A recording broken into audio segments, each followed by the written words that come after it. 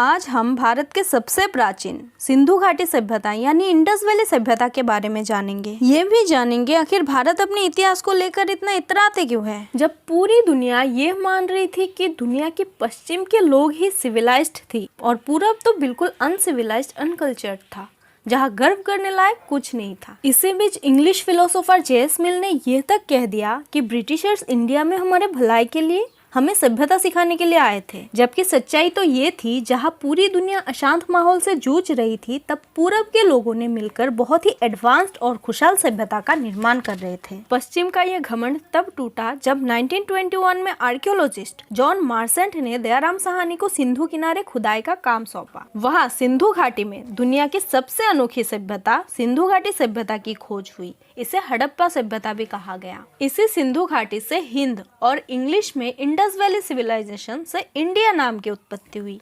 7वीं सदी में पंजाब के लोगों ने मिट्टी की खुदाई की। वहाँ लोगों को कुछ बनी बनाई ईंट मिली जो चोरी करके अपने घरों में इस्तेमाल कर रहे थे। वो लोग इस बात से बिल्कुल अनजान थे कि अपने आसपास जमीन में दबे जिन ईंटों का इस्तेमाल धड़ल्ले से अपने मकान बनाने में कर रहे थे, वो कोई साधारण ईंट नहीं बल्कि 5000 साल पुरानी पूरी तरह से विकसित सभ्यता की ईंटें थी। इन ईंटों का राज तब खुला जब 1856 में विलियम ब्रंटम ने कराची और लाहौर के बीच रेलवे लाइन बिछाने के लिए वहाँ की खुदाई करके ईंटें निकाल रहे थे। खुदाई के वक्त पहली बार एक सिंधु शहर का अवशेष मिला। तुरंत इसकी सूचना सरकार को दिया गया। सिंधु नदी सभ्यता आज से 4500 साल पहले सिंधु नदी के घाटी में पनपी थी। 1946 में बंटवारे के बाद वो हिस्सा अब पाकिस्तान में आता है, जो पृथ्वी की सबसे प्राचीन 4 नदी सभ्यताओं में से एक थी। ये अपने समकालीन सभ्यता मिस्र और मेसोपोटामिया से भी बड़े क्षेत्र में फैली हुई थी। अफगानिस्तान से गुजरात और गुजरात से यूपी के मेरठ तक इसका विस्तार था। इसके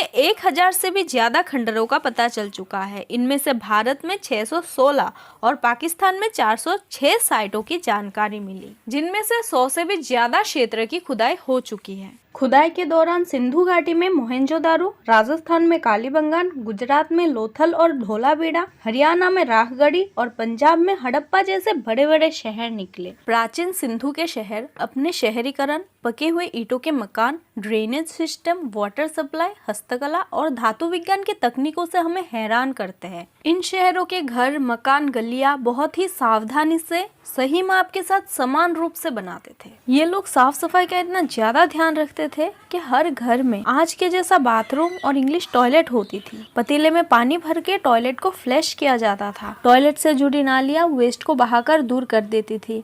हर घर और गौसल खाने से निकलती हुई नालियां बाहर सड़क की नालियों से जा मिलती थी। हर गली में पत्थर और पकी हुई ईंटों की नालियां होती थी। शहर के सारे नालियां एक दूसरे के साथ जुड़कर गंदगी को शहर से दूर ले जाते थे। इन नालियों को कुलनार और चूने की लेप लगाकर वाटरप्रूफ किया जाता था। हर नाले पत्थर या ईंटों से ढकी हुई होती थी। नालियों में जाल भी लगाते थे ताकि उसमें कूड़ा ना फंसे। कूड़ा फेंकने के लिए अलग से सामूहिक डस्टबिन होता था। पानी के लिए पब्लिक कुआं और पानी की टंकी होती थी। उसमें नल लगाया जाता था जिससे पूरे शहर में पानी की सप्लाई होती थी। मोहनजोदारो में पाई गई सबसे अनोखी चीज थी सार्वजनिक गौसल खाना। ये ईंटों से बनी एक पब्लिक पूल थी। इसे धर्म से जोड़कर देखा गया। लोग सामूहिक शुद्धिकरण के लिए यहाँ नहाते थे। इसे द ग्रेट बाथ कहा गया। इसके ड्रेनेज सिस्टम को देखकर पता चलता है कि वहाँ गंदे पानी को निकालकर साफ पानी भरने की सुविधा थी। पास में ही कुआं और चेंजिंग रूम भी था। शहर के चारों ओर विशाल दीवारों ने शहर को जंगली जानवर और बाढ़ से बचाया। पब्लिक पूल, कुआं, अन्न भंडारों को देख के वहाँ के श्रमिक वर्गों के बारे में पता चलता है। वहाँ के लोग कृषि जीवन को अपनाए हुए थे।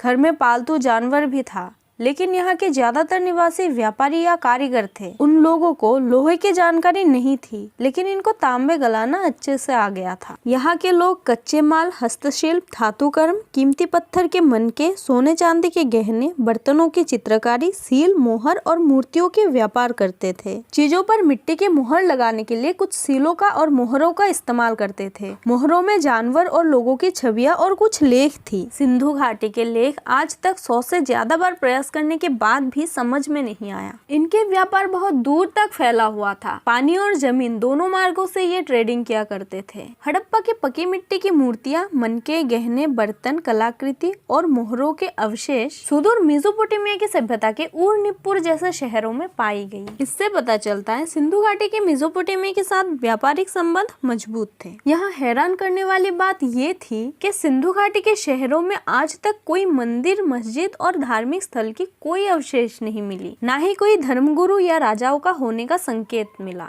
जहाँ दूसरे सभ्यता के लोग दौलत को युद्ध में, पिरामिड में, मंदिर और महल बनाने में लुटाते थे, वही सिंधु घाटी के लोग एक्सपेंसेस को road, drain, public bath, store, plumbing जैसे पब्लिक सर्विस में लगाते थे। वहाँ के सभी लोग लगभग समान जिंदगी जीते थे। जहाँ दूसरे सभ्यता के लोग एक दूसरे के साथ संघर्ष में व्यस्त थे, वहाँ इनके पास भड़काऊ पड़ोसी सभ्यता भी नहीं थी। युद्ध न होने के कारण यहाँ सैन्य शक्ति की भी कमी नजर आई। ये सभ्यता लगभग 1900 साल तक चली।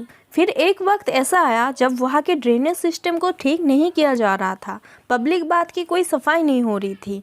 एक दो नदी सूख चुकी थी। धीरे धीरे सिंधु घाटी सभ्यता खत्म होने लगी थी। तब ऐसा क्यों हो रहा था? इसके कई कारण हो सकती थी। आर्थिक संकट, बढ़ते हुए जनसंख्या की वजह से स्रोतों की कमी हो जाना, बाहरी आक्रमणकारी के हमलों की वजह से, या फिर अंत का कारण प्राकृतिक परिवर्तन भी हो सकता था, जैसे कि बढ़ते हुए भूकंप, आसपास नदियों का सूख जाना, भारी भरकम बाढ़ से शहर डूब जाना, या फिर कोई महामारी के कारण भी सिंधु सभ्यता के अंत हो सकती थी। पेड़ पौधे काटने के बाद डिफॉरेस्टेशन से जगह रहने के लायक नहीं रही होगी, जिसकी वजह से लोग गंगा मैदान में जाके बस गए होंगे, जहां बाद में कन्नौज जैसे बड़े साम्राज्यों का निर्माण हुआ। हमारे सिंधु घाटी सभ्यता 4000 साल पहले ही गणतंत्र की शुरुआत कर दी थी। इन लोगों से हमें बहुत कुछ सीख मिलती है, जैसे कि शहर को कैसे हाइजीनिक और डेकोरेट रखा जा सकता है, बिना धार्मिक संस्था, मनमुटाव और गृह युद्ध के एकता और शांतिपूर्ण तरीके से जिंदगी जीना एक बेहतरीन कल्चर का निदर्शन हो सकता है।